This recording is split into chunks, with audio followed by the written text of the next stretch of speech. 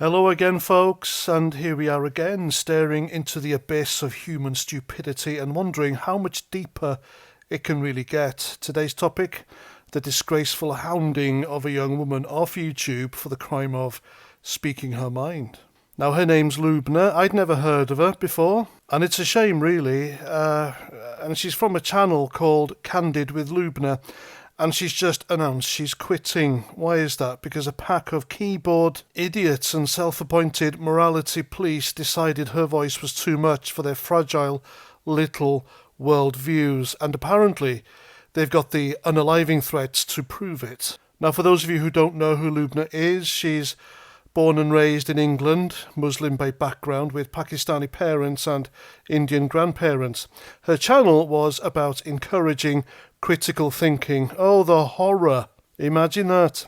And fostering civil discussion about, well, everything really, from culture to religion to the mess that is modern identity politics. She even starred on BBC's The Apprentice and wrote a poetry book, for crying out loud. She's like a regular Renaissance woman trying to make the world a slightly less idiotic place, but apparently that's a step too far for some. So according to some posts on X, and let's be clear, this is unverified because we're dealing with the Wild West of social media here. Even I'll admit it, X is becoming increasingly toxic. Anyway, Lubna's been doxxed, threatened and visited by members of the UK's Pakistani community who didn't take kindly to her talking about issues in their backyard.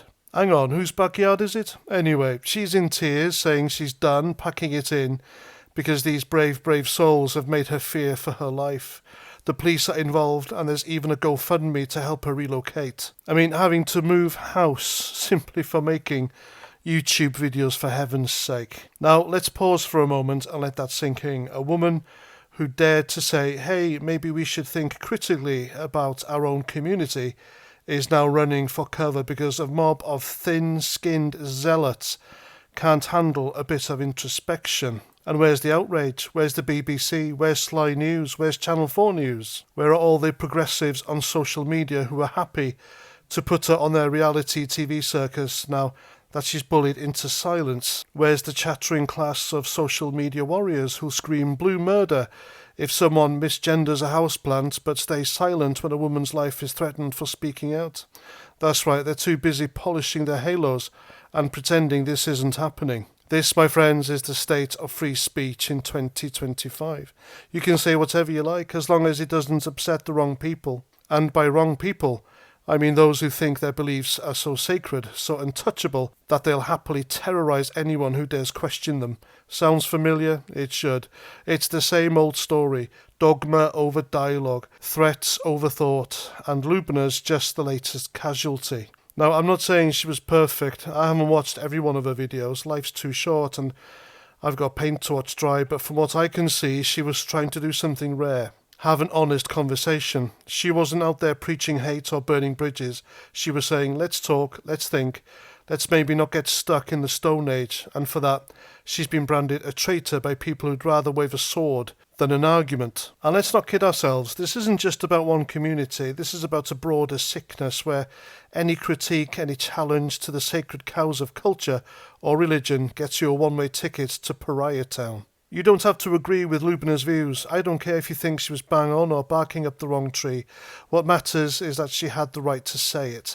And now she's been silenced because a bunch of cowards hiding behind their screens decided intimidation is easier than debate. You know, I'd love to live in a world where people could handle criticism without reaching for the pitchforks, but apparently that's too much to ask. Instead, we've got a culture where free speech is a privilege, not a right, and it's revoked the moment you step on someone's toes. Well, I say to hell with that. If you can't handle a YouTube video without threatening to visit someone, maybe the problem isn't the video, maybe it's you. So here's to Lubna. I hope she's safe, I hope she's strong, and I hope she comes back louder than ever, because every time someone like her is bullied off the stage, the bullies win. And I don't know about you, but I'm sick to death of watching the bullies win. If you want to support her, check out her GoFundMe, assuming it's legit, because, you know, the internet. And maybe, just maybe, let's start rewarding courage over cowardice for a change. And there we go. Why on earth is this happening in our country? I don't know. Why it's allowed to happen is a crime in itself. And that's what I think about that. If you like what I say and agree with what you hear, then please subscribe to my channel, like, share, and all that lovely stuff. And I'll see you at the next one. Take care of yourselves, and Roger Trout.